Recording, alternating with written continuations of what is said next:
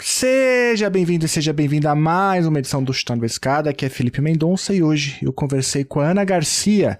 A Ana ela é professora de Relações Internacionais, de Economia Política Internacional lá da PUC-Rio e também da Universidade Federal Rural do Rio de Janeiro. Além de tudo, ela é nada mais nada menos do que a diretora do BRICS Policy Center, no momento onde o BRICS ganha uma nova dimensão, ganha um novo momento, com a expansão do bloco, com a adesão aí de países como Argentina, Arábia Saudita, Egito, Emirados Árabes Unidos, a Etiópia e o Irã.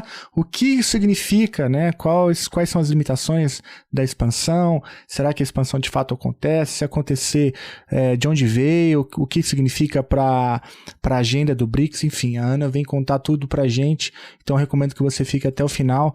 A Ana, além de tudo, além de ser diretora do BRICS Policy Center, é uma grande especialista no assunto e também na área de economia política internacional, então a leitura dela é sempre muito qualificada. Eu recomendo que você leia tudo da Ana, tá bom? Olha, antes da gente ir pro papo, se você puder ajudar o Chutando a Escada, é muito simples, entra lá em www.chutandoaescada.com.br/apoio e lá você vai encontrar formas de ajudar o Chutando a Escada. Você pode também ajudar compartilhando esse episódio sobre o BRICS, sobre a expansão do BRICS lá com aquele teu amigo interessado no assunto, tá bom? Isso também ajuda bastante a gente aqui. Então vamos lá, vamos pro papo então com vocês. Ana Garcia falando sobre a expansão do BRICS. A escada é uma construção que serve para fazer um deslocamento vertical. Nem sempre é assim, mas tem um jeito de facilitar tudo isso. Elevador? Não.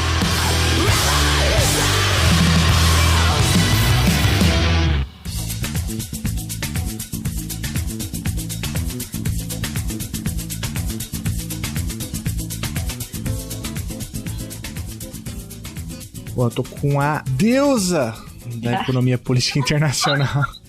Além de ser leitor, eu sou admirador, sou amigo, sou fã, sou tudo teu, Ana. Obrigado. Ela é a Ana Garcia, professora de Relações Internacionais da PUC-Rio e também lá da Universidade Federal Rural do Rio de Janeiro. E também é nada mais nada menos do que a diretora do BRICS Policy Center. E é um tema que tá na agenda, né, Ana? Obrigado por topar falar comigo, viu? Tô muito feliz. Ô, Felipe, muito obrigada pelo elogio primeiro, mas para mim é um prazer e, na verdade, eu que estou aprendendo o tempo todo com você, então aqui é um lugar de troca e te agradeço pelo convite, poder estar aqui expondo algumas ideias gerais aí dessa conjuntura turbulenta. Obrigado.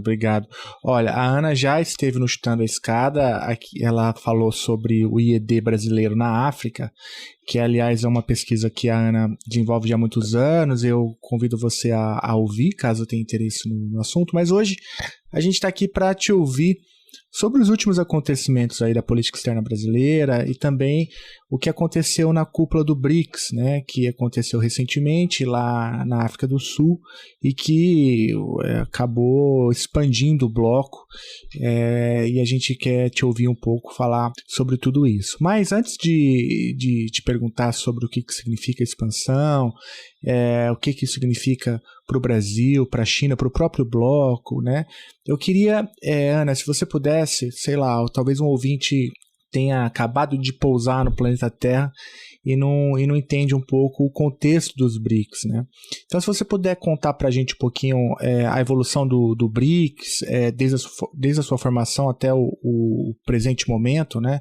Quais foram talvez os principais marcos dessa trajetória, eu acho importante para situar o ouvinte. A gente que trabalha o BRICS desde o seu início, às vezes esquece de retomar um pouco dessa história, que para a gente parece muito óbvia, já muito debatida, marcada, mas que não é para todo mundo, né? Curiosamente, quando eu cheguei da África do Sul, fui para a sala de aula da graduação e perguntei, e aí, acompanharam, viram? E os alunos estavam assim, mais ou menos. Então eu falei, opa, peraí, a gente tem que chamar atenção, porque é um momento histórico que o Brasil e a conjuntura, o sistema internacional está vendo, que é muito importante, né? Acho que a gente está, posso estar exagerando, mas acho que muitos concordarão que a gente está vivendo uma transição de tempos, né?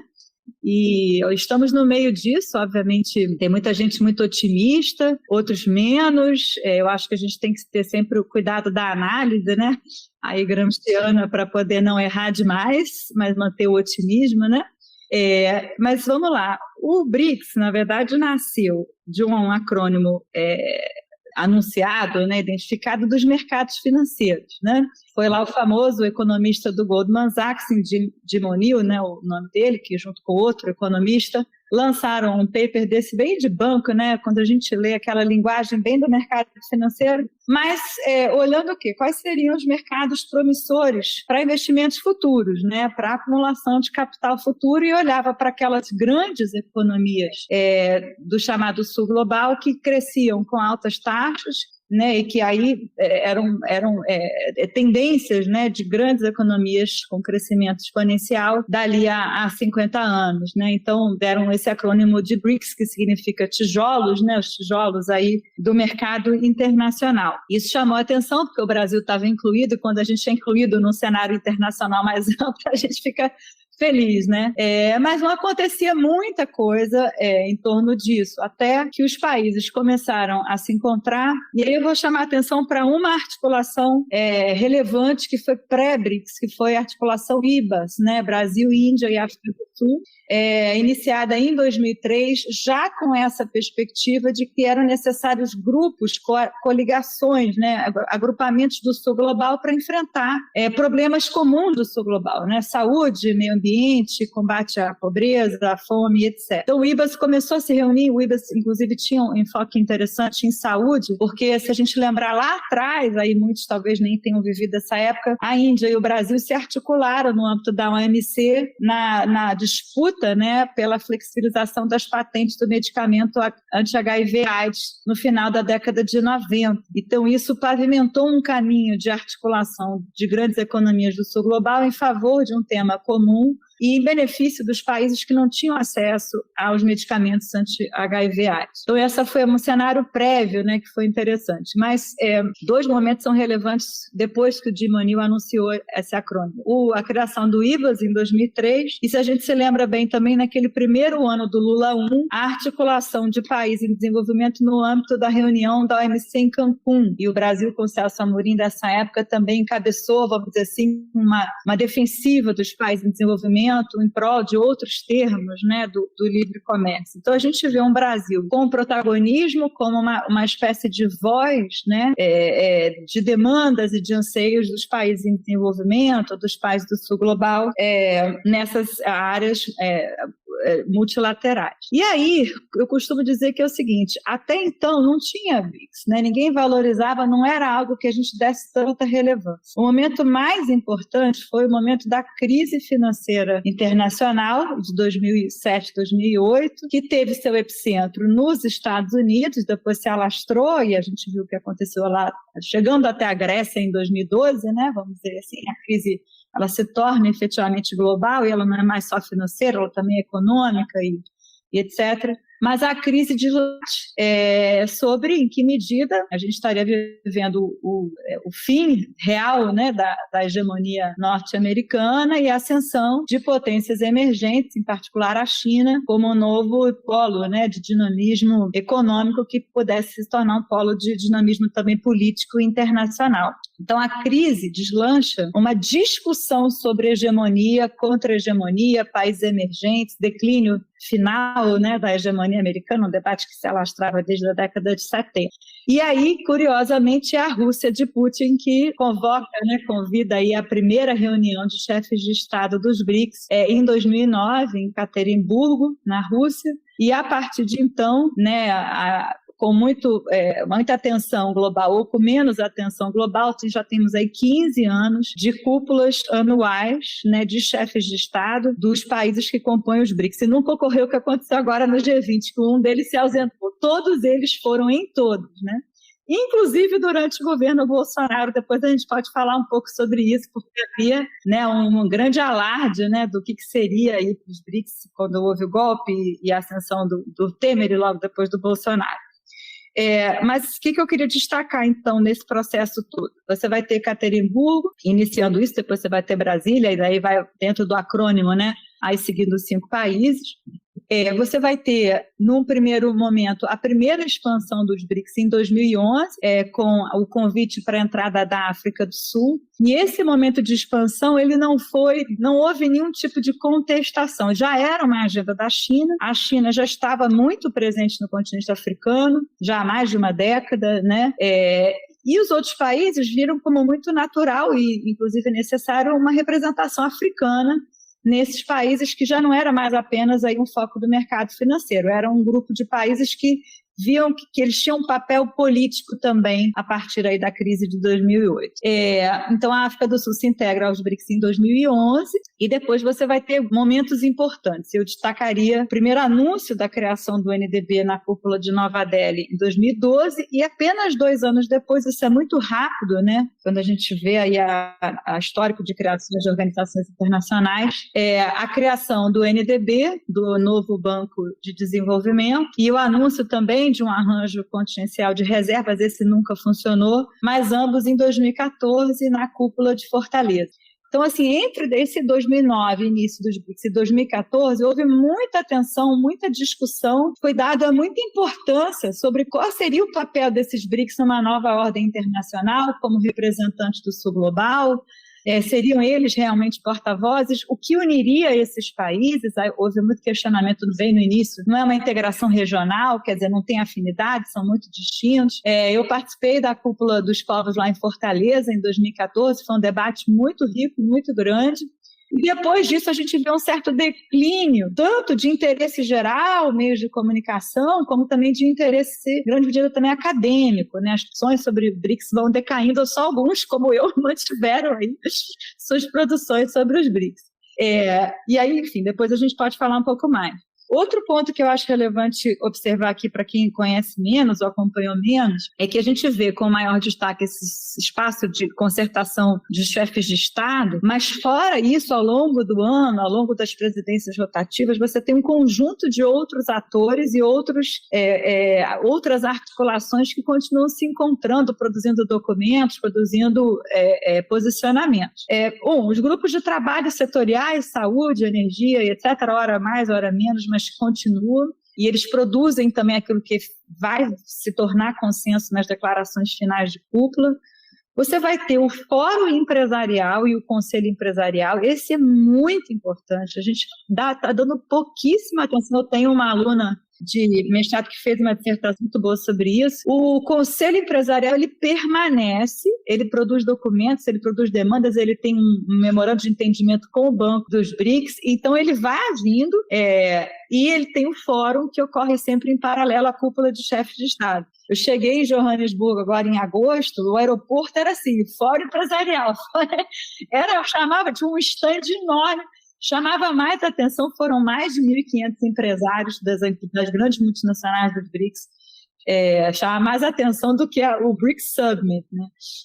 Aí você vai ter aí os fóruns acadêmicos, fórum de think tanks, claro, o próprio banco, e você vai ter o espaço que foi o espaço organizado pelos chefes de Estado, que a gente chama de chapa branca, que é o Civil BRICS, porque ele ocorre em reação ao chamado People's BRICS, na África do Sul eles chamam de BRICS from Below, que é o espaço dos movimentos sociais. Então houve um primeiro BRICS from Below na cúpula de Durban, em 2013, na África do Sul, depois houve em Fortaleza, no Brasil, uma cúpula dos povos, e aí em 2015, quando era na Rússia, a cúpula de Ufa, o Putin falou, não, eu organizo, e criou o Civil BRICS. E aí, desde então, você fica, na verdade, com essa coisa dupla, porque também muitas ONGs terminam participando, né, do Civil BRICS e participando do fórum da cúpula dos povos, né, como a gente chama em português. Então, assim, esse é um quadro bem geral, e a minha avaliação, só para dar um último aspecto desses 15 anos aí, é que o BRICS ele passa de ser um grupo com uma demanda econômica mais à frente, demanda pela reforma das instituições financeiras laterais, em particular o FMI, por mais cotas e representatividade, por mais assento, etc., para ser um BRICS com um viés cada vez mais geopolítico, que hoje se consolida e é incontestável. A gente pode depois aprofundar essa leitura. Claro, faremos isso. Mas antes, nessa trajetória toda que você narrou para a gente, né, desde ali de 2009 passando pela UNDP até a cúpula agora que ocorreu na África do Sul, você mencionou a posição brasileira pós-golpe, né, passando por Temer e Bolsonaro. Por que você destacou, então, esse capítulo da política externa brasileira? A gente, claro, já trabalhou bastante aqui como que, talvez, assim, em termos gerais, né, para ficar numa crítica leve, né, esses governos, eles tinham ali uma leitura pró-Ocidente, né, e, portanto, com uma perspectiva de distanciamento de fóruns ou iniciativas que se colocassem, sei lá, a favor do Sul Global, a favor de alternativas, né, à ordem liberal internacional. É por aí ou tem alguma outra coisa aí que eu não captei? É porque o que ocorre? Os governos Lula 1, 2 e Dilma, eles ainda davam uma roupagem mais de solidariedade Sul-Sul, de relações Sul-Sul, uma roupagem um pouco mais, aí vou usar um termo ruim, mas me foge outro, mais ideológica mesmo, essas articulações que não são, né, criadas ou nem não têm como membros os países do norte global. E era sempre uma alternativa, né? Eu acho que o novo Banco de Desenvolvimento, ele nasce, e o arranjo contingencial de reserva, no momento em que a reforma do FMI não era feita. Então, eles demandavam uma reforma, foi a primeira grande agenda em comum, porque, de fato, os países tinham pouco em comum entre si, todos tinham algo com a China, né? Porque todos eram grandes países que dependiam comercialmente dos laços com a China, né? Apesar da Índia sempre ser um caso à parte aí. Mas Rússia, Brasil e África do Sul sempre dependeram muito da China como comprador dos seus produtos, e, em maioria, produtos primários, né? Petróleo, carvão, minério, soja. Mas entre si há pouca articulação, inclusive até hoje, viu, Felipe? Isso é que eu acho muito impressionante. Entre Brasil e África do Sul, que são dois países que eu tenho bastante estudo, né? Há pouco, o que eles estão construindo entre si, né? A Índia tem um pouco mais, mas assim, ainda é muito pouco, né?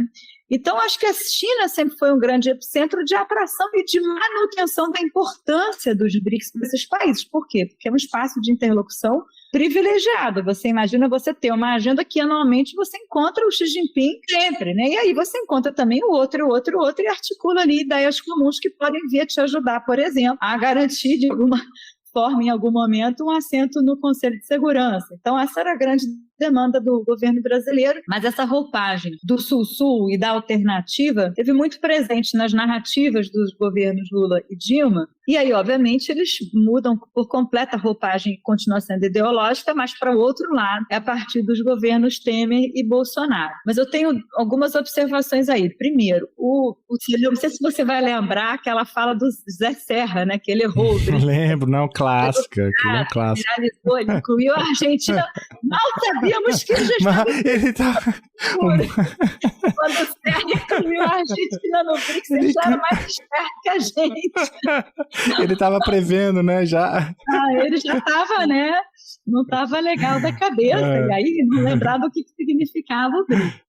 Mas o que eles falavam claramente, aí a Luiza Nunes deu continuidade durante o governo Temer, a gente quer os parceiros tradicionais, foi para os Estados Unidos, foi reativar relações com os americanos, com a Europa, mas nunca abriu mão da China, porque eles não podem, pragmaticamente, prejudicar a economia brasileira. O setor todo do agronegócio depende da China, o setor todo da mineração depende da China. Então, eles também, aquela situação muito, muito complexa, né? E aí isso veio para o governo Bolsonaro com aquela, enfim, postura patética do Eduardo Bolsonaro, bater continência para a bandeira americana, aquela coisa absolutamente ridícula, mas que, ao mesmo tempo, esbarrava na contradição de que o setor interno da economia brasileira que mais o apoiava era o agro. E era. Então, ele não pode prejudicar. A China não pode dizer, não compro mais, vou plantar soja na Tanzânia, que nem começou a fazer, vou comprar soja da Argentina. Precisa da soja brasileira, mas vai tentar criar alternativas, né? Então, ali tinha, na verdade, uma corda bamba, né, para o próprio Bolsonaro. Agora, o que ocorreu que eu acho muito curioso, né? Você se lembra bem, Bolsonaro foi à Rússia logo antes da guerra, logo antes da invasão do Putin na Ucrânia. Então, há um laço curioso do trumpismo americano com o Putin contra a China que Bolsonaro seguiu. Se você se lembra bem, o Trump sempre manteve boas relações com o Putin. Quem o Trump queria cortar de couple, né, como ele chamou, era com a China. Então, o Bolsonaro ficou nessa situação muito ambígua. Ele continuou mantendo, né, sem nenhuma roupagem ideológica, sem chamar muita atenção, era um BRICS de low profile, né? Mas continuou mantendo a atuação do Brasil nesse espaço. Aí veio a pandemia e aí facilitou, entre várias aspas, que você não tinha que viajar, que apertar a mão do Xi Jinping ao vivo e etc.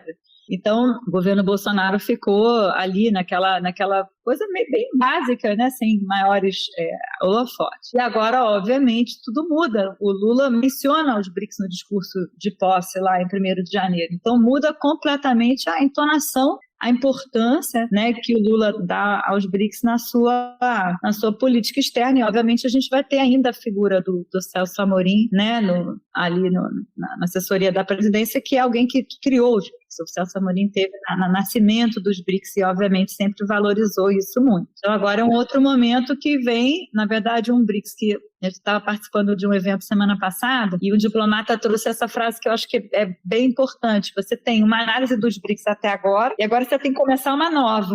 Né? Não há uma linha de continuidade. Na leitura dele não há uma simples, ou ao menos não uma simples linha de continuidade. Né? A gente tem uma análise do BRICS até aqui, agora a gente tem que começar uma nova com outros membros, uma outra característica, né, importante, e vão começar aí os novos tempos, porque o BRICS era muito reformista, né? E essa agenda de reforma das instituições existentes, das instituições criadas em Bretton Woods, hoje é uma agenda que o Biden incorporou. Você viu que a cúpula do G20, inclusive para salvar a relevância dessas instituições, como provedoras de crédito, como emprestadores de última instância, né? Você precisa salvar a relevância de FMI, Banco Mundial, que hoje se diminui, não se perdem, é uma palavra muito forte, mas perdem a centralidade que tiveram, né, com a emergência da China como provedora de crédito e ajuda internacional. Uhum. É muito interessante isso, né? Então, a gente tem que olhar o BRICS a partir de uma nova lente, sendo que na primeira fase ela tinha, para ficar com o termo que você trouxe, ela tinha essa perspectiva reformista, né, de buscar ali nas reformas das instituições globais como o Fundo Monetário Internacional e o Banco Mundial uma nova forma de lidar com países de desenvolvimento do sul global. E agora você também fala que esse novo momento ele é marcado por uma importância cada vez maior dessa perspectiva, né, de uma aliança geopolítica, enquanto que na primeira fase talvez aquela leitura mais economicista do bloco fazia mais sentido. E se eu entendi bem, então a gente estaria além de uma nova fase, né, que é uma fase que dá mais peso para as alianças geopolíticas, é uma fase menos, portanto, reformista, que agora, curiosamente, é assumida pelo próprio Estados Unidos como uma agenda. O BRICS, então, ele ganha um novo horizonte, né? O bloco é oxigenado. Lá você teve, então, em Joanesburgo, na cúpula, agora em agosto, né? E eu queria te perguntar o que você viu lá, né? Antes da gente falar da expansão, porque obviamente é o grande capítulo nessa oxigenação e nesse novo marco aí para o bloco. O que você viu lá em loco, assim? O que os colegas da academia estão dizendo? Porque veja, a minha leitura, pelo menos de parte da imprensa aqui brasileira, tem gente que acha que pode ser até um pouco fogo de palha, né? Alguma coisa, um jogo de cena, em grande medida liderada pela China. A imprensa brasileira fala bastante disso, fala inclusive, depois a gente pode até aprofundar, né, uma discussão muito pesada sobre BRICS e democracia, né, e também uma leitura sobre que o Lula foi instrumentalizado pela China, ou seja, que a China, esse seria todo um projeto chinês e que o Lula perdeu, né, com a expansão do bloco. Mas enfim, eu estou misturando coisas. Se você puder falar para a gente então como que foi lá, de fato esse novo marco aí, você conseguiu te sentir isso por lá? Olha, primeiro eu fui lá apresentar e fazer um debate sobre uma pesquisa que eu fiz com uma colega da Universidade de Western Cape sobre os investimentos da China no Brasil e na África do Sul em perspectiva comparada. Então, a gente aproveitou, a gente tinha acabado de lançar a pesquisa, a gente fez um workshop aqui no Rio, no BPC, logo antes ela veio para cá e depois eu fui para lá. E aí a gente apresentou a pesquisa na Universidade de Joanesburgo e lá na Universidade de Western Cape. E ao mesmo tempo eu participei do espaço que foi pequeno, mas foi simbólico, né, do BRICS from Below, com os movimentos sociais majoritariamente africanos, tá? E que estavam lá, na verdade, são pessoas, grupos, comunidades, sindicatos, movimentos diretamente afetados por grandes projetos que envolvem, em geral, grandes empresas chinesas, tá? Então tem a Zona Econômica Especial de Muzina Macado, que está lá em construção e tem um conjunto de impactos nas comunidades e meio ambiente. Tem um gasoduto que está sendo feito pela Total francesa, junto com a Sinopec chinesa, empresa de petróleo, com financiamento do Standard Bank, que cruza a Tanzânia, Uganda, e estava lá a população atingida. Então, era um bem from below, e foi muito interessante vivenciar, apesar de pequeno, né, não teve grande impacto lá para os movimentos, teve, porque traz uma voz que a gente não escuta aqui no Brasil com tanta evidência, né, que eu costumo dizer, não quero me estender muito nisso, mas que a gente tem escrevi agora para o Latinoamérica 21, 3 níveis de análise para tentar analisar os BRICS, nenhum deles é o certo integralmente ou o errado integralmente, são 3 formas distintas. A primeira é essa desde cima, né, a análise mais próxima da geopolítica, que a gente vai chamar do realismo nas RI, você toma os estados nacionais como dados coesos e estão ali no sistema internacional competitivo buscando acumular poder militar, político, econômico, etc. Nesse olhar, os BRICS estão num enfrentamento cada vez maior com as potências ocidentais. Depois a gente pode aprofundar esse aspecto geopolítico que eu acho interessante, quando isso começa, né? Não é agora na Ucrânia, é isso que eu quero dizer. Um outro olhar seria um olhar horizontal, que você olha para espaços de convergência, mas também para os espaços de assimetria entre BRICS. Aí você enxerga o papel muito preponderante da China, que vai estar exposto tanto nas assimetrias de pauta comercial, né? Todos eles são exportadores de matérias-primas para a China. Mais uma vez, a Índia é um caso à parte, mas é uma divisão tradicional do trabalho, né, entre a China e esses países. Você também vai ter espaço de convergência, agendas comuns na área de saúde, energia e tal. Então, você tem ali um olhar horizontal que é necessário a gente trazer, e você tem um olhar, que eu diria que é o bottom-up, né, desde baixo, que é tanto a análise dos países nas suas próprias regiões. Então, cada um deles são grandes potências regionais, né, o Brasil aqui, África do Sul lá, como também esses países, e eles não agem como BRICS. Você não tem assim, qual é o approach do BRICS na América Latina? É cada um individualmente, é disputa por mercado, acesso a matérias-primas, e vamos embora, capitalismo, né, business as usual, né? Qual é o approach do BRICS comum na África? Teve na cúpula essa ideia, né? Mas cada país individualmente vai ter a sua entrada. Você viu que o Putin convocou um fórum em Rússia-África, a Índia tem o seu, a China tem o seu histórico, o Brasil está tentando um espaço aí muito incipiente. Então, eles não têm uma política comum, né? Então, e aí você vai ter também as forças sociais, as comunidades, os trabalhadores que vão estar nas suas lutas, né, desde os seus locais e dos seus territórios. Eu acho que os BRICS, quando eles pousam nos territórios, também têm as suas dinâmicas. Claro que podem ser positivas, mas tem também os efeitos negativos. Então, tem essas 3 formas, talvez, aí da gente pensar os BRICS que se complementam, né, e precisam ser, olhadas ou trazidas. E aí lá, você teve uma cúpula que a minha impressão foi que se equivaleu muito a essa de Fortaleza, que você vivia um momento histórico, né? Não foi uma cúpula como todas as outras, não passou batido. Assim, primeiro, a cidade de Joanesburgo estava toda reorganizada.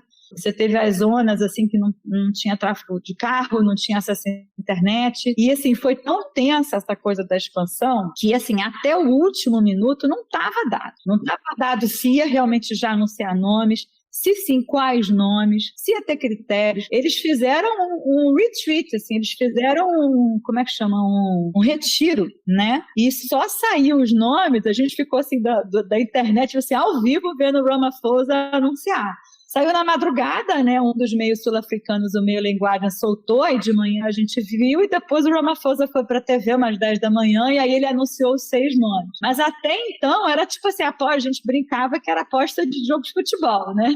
Vai entrar, não vai entrar, quem vai entrar, o porquê. E a minha aposta era que eles iam dar uma sinalização muito positiva sobre a expansão, mas que eles iam dar, na verdade, um tempo para anunciar os nomes. Eu não imaginei que eles já anunciariam. E a minha impressão, validada aí com alguns colegas mesmo do meio diplomático, foi assim, né? Esse é o meu, eu quero esse dentro, o outro vai trazer esse é o meu, então vamos negociar um a um.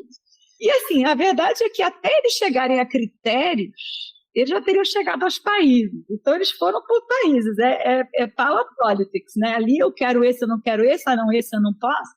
Então, assim, foi realmente na madrugada lá do 23 para 24 de agosto, algo assim, ou 24 para 25, agora eu não me lembro.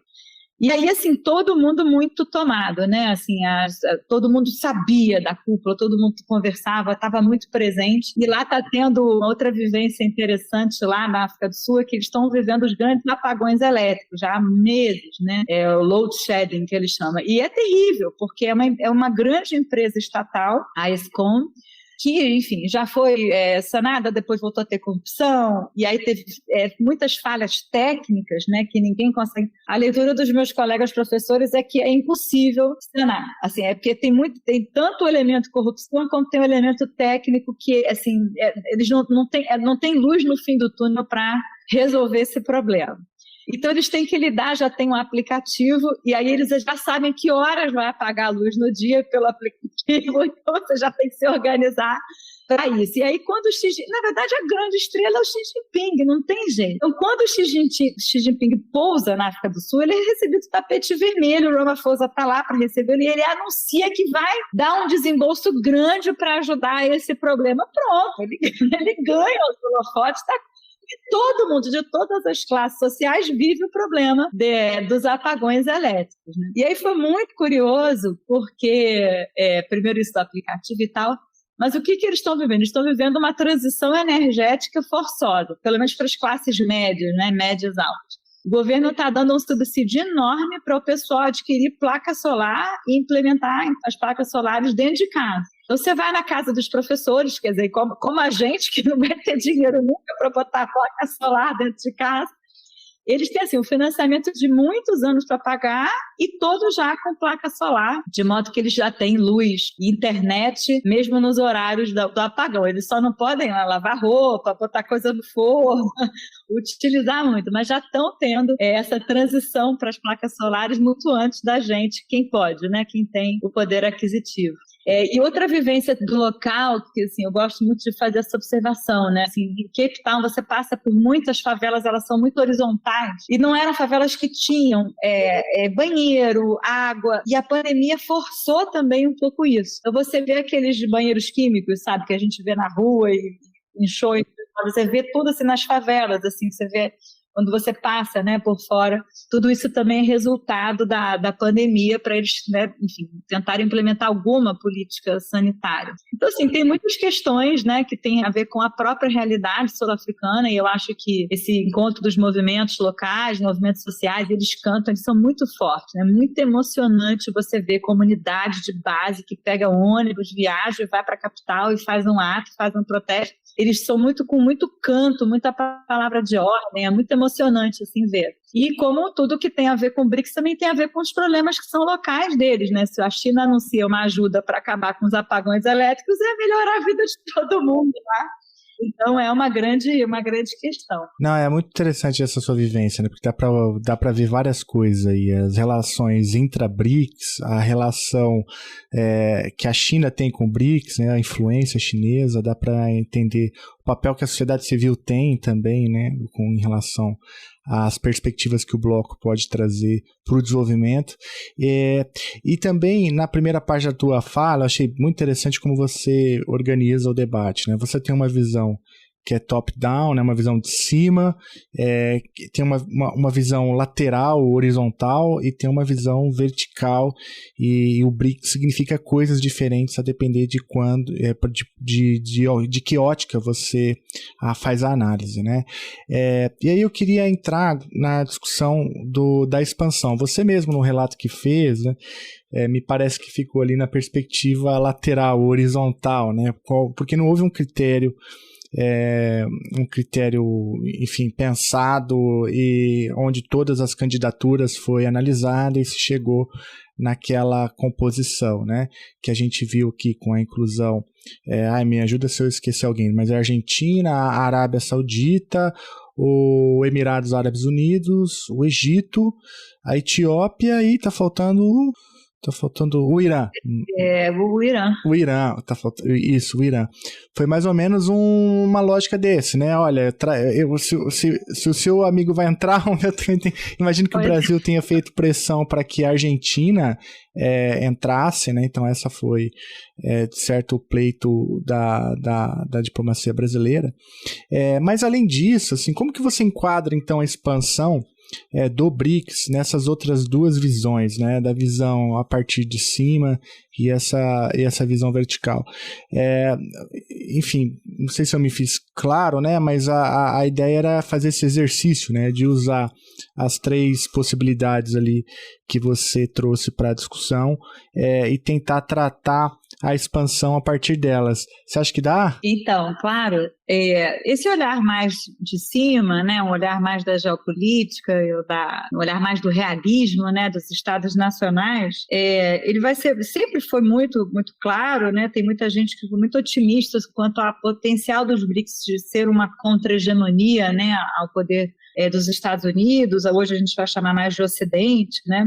Mas isso vai se tornar realmente evidente com uma aliança que não era óbvia há algum tempo atrás e hoje ela é muito forte, que é a aliança China-Rússia, né? Você já vai ter, desde 2014, até o Léo Ramos me lembrou que eu estava pensando muito a parte da eleição do Trump e ele falou, não, mas já teve a Crimeia. 2014, quando a Rússia ocupa a Crimeia, você já começa a ter uma primeira virada aí, né, a expulsão da Rússia do G7, G8, né, volta a ser só G7, e uma primeira virada para olhar, opa, esse país aqui é perigoso, né? Esse país aqui está, de fato, né, enfrentando e conduzindo a coisa de uma forma mais incisiva. Depois você vai ter, claro, Xi Jinping chega ao poder em 2013, ele tem uma outra também visão de uma China mais em ascensão, uma China mais expansionista, né? Mas você vai ter a eleição do Trump como uma grande virada, né? Uma grande inflexão para os Estados Unidos que vão efetivamente buscar conter a China em termos tecnológicos, né? Então não é apenas uma guerra de comércio, né, o comercial, mas é uma guerra tecnológica de tentativa de circunscrever e conter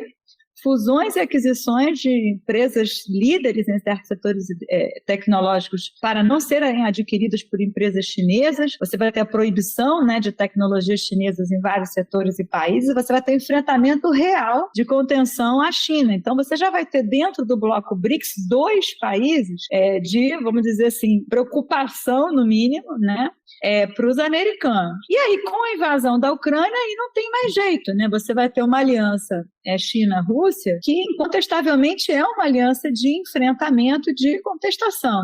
E, curiosamente, todas as medidas que foram tomadas, como as sanções econômicas, como a exclusão da Rússia do sistema SWIFT, etc., geraram um efeito oposto, né? A desdolarização está avançando por meio desses outros canais. A Índia continuou comprando petróleo russo, então a Índia faz esse jogo duplo, né? Se aproxima do Biden, tem também o seu tapete vermelho lá nos Estados Unidos, o Modi fala no Congresso americano, mas está aqui bancando a Rússia e tem uma aliança histórica com a Rússia. E a China lá. Então, assim, o que você vai ter? Então, o olhar geopolítico, né? Cada vez mais um BRICS impulsionado por essas características de maior enfrentamento, de maior incidência e de maior expansão internacional. E no olhar horizontal, um BRICS cada vez mais com uma preponderância da China, agora com o seu aliado Rússia, e as tensões enormes com a Índia, né? Aí a tensão Índia-China é impressionante. Já vinha desde lá de muitos anos, né? Sempre foram tensões transfronteiriças ali na sua região, são duas potências asiáticas, etc., mas hoje isso se acirrou muito. E o Modi está fazendo esse jogo complexo da geopolítica internacional, né? Ele está no quadro com os americanos, ele está aliado agora a essa aliança do etanol. Então, o G20, né, mostrou bastante essa tentativa da Índia de se autopromover e, obviamente, a China não gosta, assim, a China não gosta de nenhum espaço em que ela não está, primeira coisa, né? Ou mesmo que ela não tenha uma preponderância maior. Então, eu já ouvi de alguns diplomatas brasileiros dizer que a China quer acabar com o IBAS, que é Brasil, Índia e África do Sul. porque a China não quer nenhum espaço em que ela não esteja ali, né? Então, esse olhar horizontal vai te revelar tanto as alianças internas e articulações internas, quanto essas crescentes tensões e assimetrias, né? E agora, olhando para a expansão, quer dizer, você vai ter isso, é o amigo se não é meu amigo, se é amigo do meu inimigo, é meu inimigo, né? Aquela história. O meu amigo...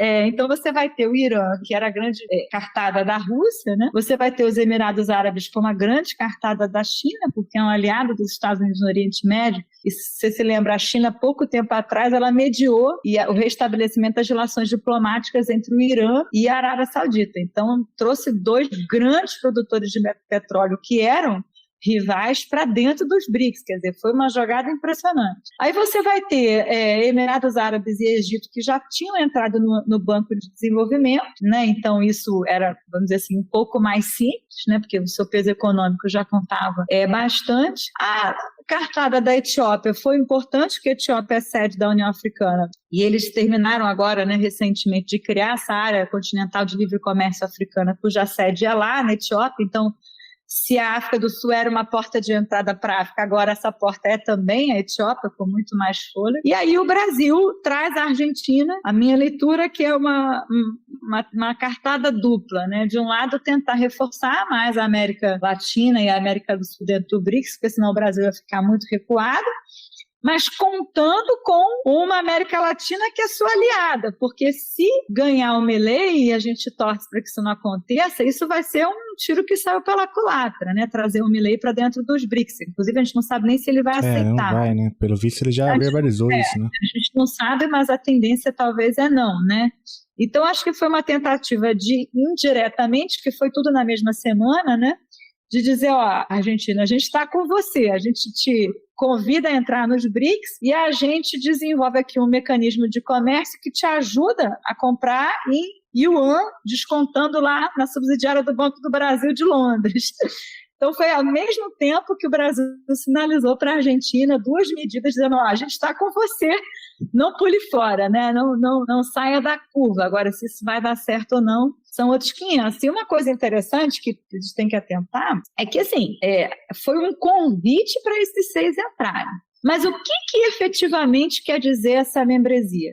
São 6 meses até janeiro de 2024 para isso se completar, né? Um pouco menos de 6 meses, né? Então a gente não sabe ainda se todas as decisões serão por consenso, tal como é hoje. Como é que vai ser isso? Vai ser super difícil. Quem está no dia a dia lá sabe, né? Se vão ter 2 níveis, membros fundadores, membros novos, se vai ter pesos diferentes de votação, como é que vai ser a operacionalidade de um BRICS expandido, né? Então a gente ainda não sabe, ainda não conhece como é que serão os termos desse full membership que está colocado lá na declaração, e eu acho que eles jogaram para frente. Agora vão ser os diplomatas que vão ter que negociar esses termos, né? Então foi um pouco dessa cartada. Sempre o anúncio, né, o resultado é que todo mundo ganhou, era isso mesmo, mas a gente sabe que estava muito tensionado até então, mesmo para o Brasil de Lula. A gente viu, né, alguns membros do Itamaraty, do IPEA, o próprio Paulo Nogueira Batista Júnior dizendo, vai ser difícil, o Brasil pode perder com isso. Depois todo mundo recuou, dizendo, não, foi bom, o Brasil ganhou. E principalmente a fala que eu escutei que era inevitável. Isso foi muito falado pela diplomacia brasileira. A expansão era inevitável e a gente vê o peso da China, é impressionante. Então, o que fazer com isso? Então, fazer do limão uma limonada, vamos lá, vamos trazer a Argentina, vamos negociar com os parceiros e vamos anunciar isso como uma grande vitória, sem dizer exatamente como é que vão ser as coisas depois, né? Isso agora vai ser negociado. E, de fato, você tem 2 questões, né? Eu escrevi isso num artigo para o Le Monde Diplomatique, que são um desafio para um governo que tem, né? Ou pelo menos anuncia ter um viés voltado para tentar enfrentar as mudanças climáticas, para tentar trazer mais democracia e participação, que são países que abertamente, produtores de petróleo, né? Então, é o bom e o ruim dessa expansão dos BRICS, você está trazendo os grandes produtores para dentro, que inclusive são os membros da OPEP, quer dizer, determinam o preço do barril, quer dizer, um peso enorme, né? Mas para aquele que estava querendo falar, vamos fazer a COP30, anunciou agora o G20, uma das grandes questões é o enfrentamento às mudanças climáticas. Como fazer, né, com essa enorme política de, na verdade, manter um petróleo caro e etc. São países que dependem muito do petróleo. E o outro elemento que é um desafio para um governo Lula, mais uma vez, um governo mais autoritário, que não valoriza direito de gênero, direitos humanos, ok. Mas para um governo que, ao menos na sua narrativa, tem isso no centro, é muito difícil, né, você bancar, né, países que, não estou dizendo que o Ocidente faz tudo certo, muito pelo contrário, mas que abertamente violam os direitos das mulheres, os direitos humanos, né, a participação política. Então é muito contraditório você celebrar, de um lado, a entrada desses países e dizer que é um grupo contra-hegemônico, mas, ao mesmo tempo, olhar melhor um pouco as características e olhar que são países que, de fato, não têm isso como seu principal, vamos dizer, como sua principal vantagem, né? Então, acho que o olhar geopolítico ganhou, vamos dizer assim, o olhar geopolítico preponderou, e agora é ver como lidar e o que esse grupo agora traz de vantagens para o Brasil nos grandes espaços de concertação global, né? Porque a grande questão para o Itamaraty era conseguir uma menção mais incisiva, mais direta sobre a reforma do Conselho de Segurança da ONU, e isso foi, pelo menos, logrado na declaração. O que não quer dizer que o Conselho será reformado, por aí é outro passo. E, por fim, só para finalizar o raciocínio, é a questão da moeda. E aí, que são elas, né? Essa, na verdade, é a grande cartada geopolítica. Se você substituir o dólar por outras moedas, ou pelo yuan, aí você está efetivamente dizendo o jogo virou e o jogo mudou. E disso depende também muito o preço do petróleo, né? A produção de petróleo. Então, a gente está ali num grande emaranhado de elementos, né? Não tem uma única questão. E no caso das moedas, a minha leitura é que ainda foi muito tímida a declaração, né? Jogou para os bancos centrais dos países estudarem e retornarem de novo aos chefes de Estado as possibilidades, colocou ali, né, dos países desempenharem seus melhores esforços para circuitos de pagamentos, moedas, etc., e reservas em outras moedas locais, né, se não o dólar. Mas, na verdade, a gente sabe que quando a gente fala de desdolarização, a gente pode estar falando de yuanização, né? Então, a gente, na verdade, está substituindo uma moeda por outra, que vai ser, na verdade, um resultado da ascensão da China, né, como grande potência hegemônica, se tudo caminhar, né, nessa direção. E, de outro, é muito mais complexo e muito mais difícil de desdolarizar do que um anúncio, né, um discurso. Você conhece isso bem também. Os países têm muitas reservas em dólar, os países têm a garantia do Banco Central americano que essa moeda não será desvalorizada, que eles não vão quebrar a sua economia. Qual é o Banco Central que vai garantir a integridade da moeda, como o FED, que é a moeda global, né? Como o FED garante hoje. Então, é uma faca de dois gumes, porque o mercado financeiro chinês é fechado, né? Controla capital, não vai conseguir descontar papéis, não vai conseguir ter a entrada e saída de capitais como tem Wall Street e a Citi, e isso, na verdade, é uma grande vantagem para a China, porque a China não fica vulnerável às especulações financeiras, mas, ao mesmo tempo, impede o avanço do yuan como moeda de troca internacional. E, por outro, é isso, né? Quem é que vai garantir a moeda da troca internacional? Então, para mim, assim, é um pacto de desdolarização e moedas locais que é mais fácil falar do que fazer, e é mais yuanização do que moedas locais. E aí, o que eu acho que está saindo de tudo isso? São os circuitos mais curtos, mais circunscritos de trocas em moedas locais ou em yuan, né? Então, aí você já teve a iniciativa Brasil-Argentina, você já teve os circuitos que a China tem criado, você tem os empréstimos do NDB, que, na verdade, é captação em mercado local pela venda de títulos e reempréstimo nesse mesmo mercado. Então, são essas tentativas que são tímidas, são incipientes, mas que são, minha leitura, que são testes, né? Se derem certo, vão avançando. Essa coisa é um pouco mais lenta do que o anúncio, né, tá querendo dizer. Na verdade, o que importa é a discussão, né? Porque, obviamente, é importante discutir por que o dólar tem esse, como é que é, poder extravagante, né? Um privilégio exorbitante.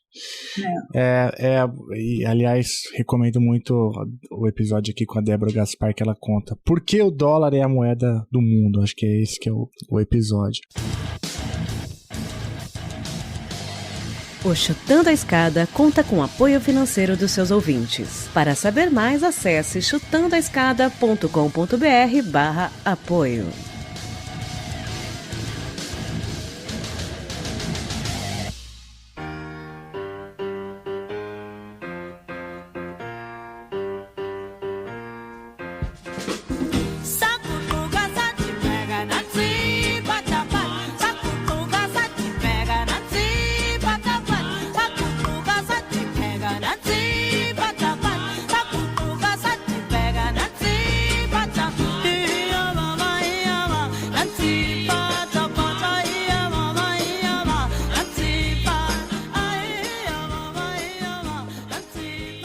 Mas ainda falando sobre moeda, né, de fato eu acho que aí tem um ponto aí que eu acho que a gente vai ter que olhar com muita calma, né, porque mesmo que a iniciativa na prática, ela talvez se reverta em trocas, né, usando moedas locais, né, o fato de a gente estar falando aqui de países que têm a dimensão econômica que tem, produtores de petróleo, né, o simples fato de não transacionarem entre eles em dólar, eu acho que já é uma coisa importante, né? E me chamou muito a atenção essa sua fala, porque, sei lá, eu não tenho lembrança, assim, de algo que tem o potencial de ser tão importante aí para a hegemonia do dólar desde a pós-guerra, né?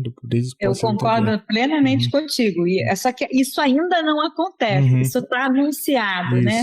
Isso está, vamos dizer assim, olha, vamos lá, vamos tentar trabalhar nesse sentido. Mas ainda não com os membros novos, ainda entre os membros fundadores. Mas, de fato, como você falou, se isso vier a acontecer, realmente é o passo necessário para a desdolarização e aí isso vai ganhar velocidade.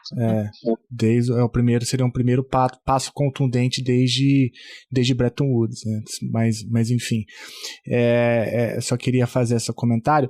E aí, Ana, a gente já entrou na última pergunta que eu tinha preparado aqui, que é justamente o futuro dos BRICS, para além, né, dos desafios que você já colocou, da moeda, do que significa, né, fazer parte de um bloco onde inúmeros países não têm nenhum respeito a direitos das minorias, não são democracias, e seja lá o que isso signifique, né, ou que tem dificuldade, e isso foi a imprensa brasileira colocou isso ao limite, né, o fato do BRICS autorizar o aumento de países, né, de um número maior de países não democráticos, né, dentro do grupo, e daqui eu acho que você não consumiu tanto a imprensa brasileira, não, certamente consumiu, né? Mas enfim, porque você estava lá, a gente estava nessa, mas basicamente só se disse isso, né?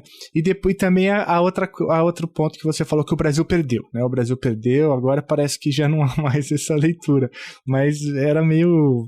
Não, mas vamos lá, eu não acho que o Brasil tenha perdido. Eu acho que houve a clara preponderância da China porque teve o reforço da Rússia nessa agenda, trazendo para dentro países com o claro lugar na geopolítica internacional, né? Mas o Brasil ser membro fundador desse grupo é muito significativo. O Brasil não perde nesse sentido nem um pouco. O Brasil tem agora são novos desafios, porque está numa articulação, né, que por mais que você queira dizer não é de enfrentamento, não, vai ser cada vez mais, porque o mundo está caminhando para esse acirramento bipolar cada vez maior, né? Mas não necessariamente o Brasil perde com isso. Eu acho que o Brasil precisa tentar extrair o melhor disso para si. Eu acho que o problema é a gente ficar no nosso reme-reme muito pequenininho. Eu acho que a Índia está agindo para isso. A Índia está agindo para ganhar de todos os lados, né? A Índia vai ganhar com os americanos, vai ganhar com a China, vai ganhar com o BRICS, vai ganhar com o outro. Quer dizer, vai tentar, ao menos, né, ter um projeto nacional de ganho, né, de extrair mais vantagens para si das tensões internacionais, não se alinhando estritamente nem a um lado nem a outro. Eu acho que o Brasil já está nesse caminho e precisa fazer isso mesmo. O Brasil está correto e não se alinhar em nenhum dos lados, né? Eu acho que para todos é muito importante chegar ao momento de paz, é preciso cessar fogo na Ucrânia, o Brasil é capaz de, junto com outros, né, compor um grupo de mediação. O BRICS não foi capaz de fazer isso em 2022, eu acho que isso deixou a desejar muito. A China ainda muito aí em volta com a crise da Covid, lá atrás, no início de 2022, os outros países sem qualquer capacidade disso, a gente ainda tinha Bolsonaro aqui. Era necessário tentar conter e tentar evitar a guerra, mas uma vez não sendo possível, agora é necessário. O Brasil tem essa expertise de mediação de conflitos, não sozinho, com um grupo maior. E acho que ninguém mais consegue, né? A guerra está chegando a um momento, acho que, de exaustão para todos. Mas vamos lá, o futuro dos BRICS, eu acho que de forma nenhuma eu vou ficar aqui com esse blá blá de uma imprensa liberal que quer apontar dedos. Isso é até meio ridículo, né, aqui, porque a gente sabe exatamente de onde isso vem, de onde isso parte. Tem o ideal de democracia e direitos humanos, que é apenas uma narrativa, né, que não é real nem nesses países que promovem essa ideia. Então, imagina para outros. Eu acho que tem visões distintas, né, de democracia, de direitos humanos, tem visões distintas de mundo, como o mundo deveria ser, mas o Brasil tem a sua visão, e eu acho que isso apresenta um desafio para um país que, por exemplo, agora que vai estar na presidência do G20, tem entre seus 3 lemas o combate às desigualdades e à fome, o combate às mudanças climáticas, né, e todas as suas áreas, né, econômica também, e a reforma aí da governança global. Mas vamos lá, Felipe, assim, eu tenho leituras mais críticas, né, de vários aspectos dos BRICS, mas eu acho que a gente precisa lutar, trabalhar, estimular, pressionar como sociedade civil, acadêmicos, etc., para uma cooperação sul-sul real, efetiva, com transferência de tecnologia, que sirva às nossas populações trabalhadoras e não só às multinacionais ou às elites, né, que realmente, né, tenha na sua base a justiça social e climática, os direitos socioambientais, climáticos e direitos humanos reais, né? Não é uma narrativa, uma declaração ou apenas ali uma ideia-força que não se implementa na prática. Então, nós precisamos pressionar, né? Senão o mundo vai ficando empurrado aí para uma bipolaridade muito simplista, muito maniqueísta, muito dicotômica, que não vê para além, né, do Ocidente versus Oriente. E eu acho que nós, como progressistas, né, e olhando para o andar de baixo do mundo, né, da população que precisa trabalhar, que precisa do meio ambiente também para sobreviver, que precisa se alimentar, que precisa de direitos, a gente precisa lutar por uma cooperação sul-sul que atinja exatamente esses objetivos. Então não é para dizer que o BRICS agora não serve mais para nada, ao contrário, vamos lutar para que isso esteja no centro, né, das relações sul-sul, que obviamente são muito mais promissoras, com um potencial muito maior do que as relações tradicionais norte-sul, sempre colonizadoras, sempre assimétricas, como a gente conhece, né? A gente sabe que, inclusive, eles só cedem quando as relações sul-sul avançam, né? Então, vão lá querer agora reformar o Banco Mundial ou o FMI, porque as outras articulações avançaram e você vai ter outros atores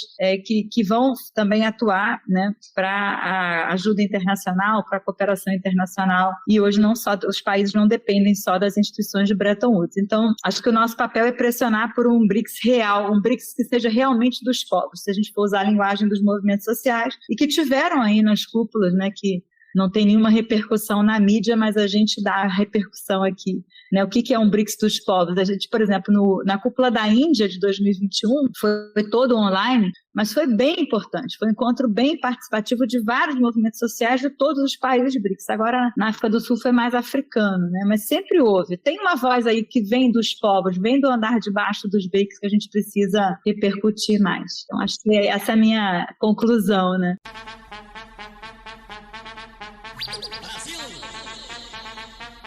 Parteiro na voz novamente.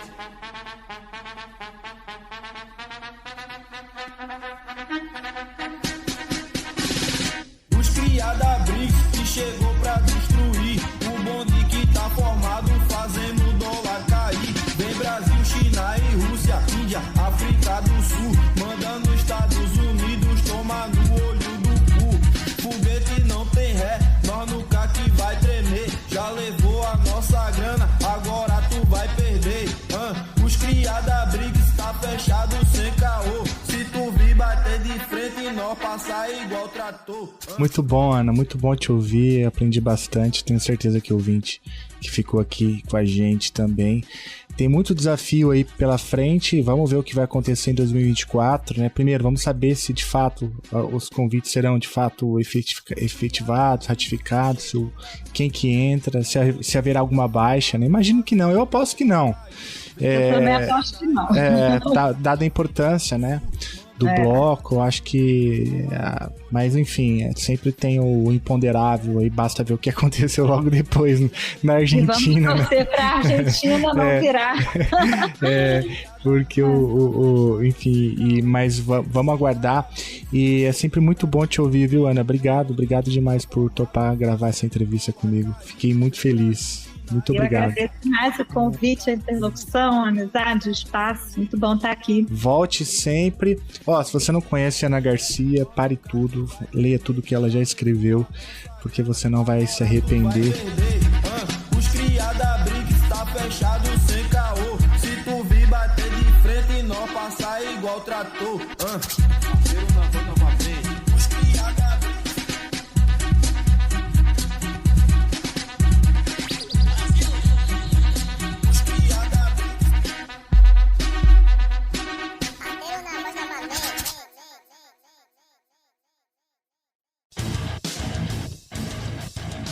Você acabou de ouvir mais um episódio do Chutando a Escada. Para apoiar, acesse chutandoaescada.com.br/apoio.